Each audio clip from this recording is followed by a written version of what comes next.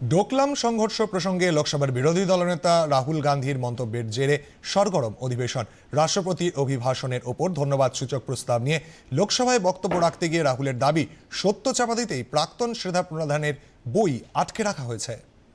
This is about when 4 Chinese tanks were entering Indian territory.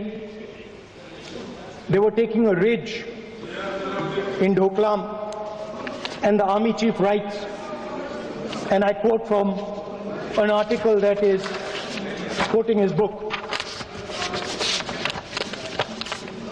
"The tanks were within a few hundred meters of Indian positions on the Kailash range." No, sir. No, sir. No, sir. No, only started. No, he is not yielding. He is not yielding. Sir.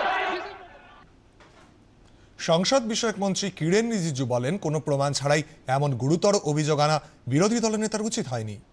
Speaker ने ruling दिया, rule 349 के तहत कोई भी magazine, किताब या कोई भी पब्लिकेशन का जब तक आप ऑथेंटिक नहीं करते हैं या उस चर्चा से संबंधित नहीं है, चर्चा नहीं कर सकते। रूलिंग दे दिया।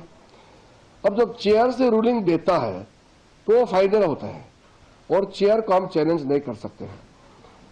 लोकसभा स्पीकर के रूलिंग के बाद राहुल गांधी जी बार बार सेम गलती दोहराया जा रहा है। स्पीकर साहब ने फिर से उनको कहा कि व्यवस्था बना दिया गया है, रूलिंग हो चुका है, अब आगे बढ़ी है।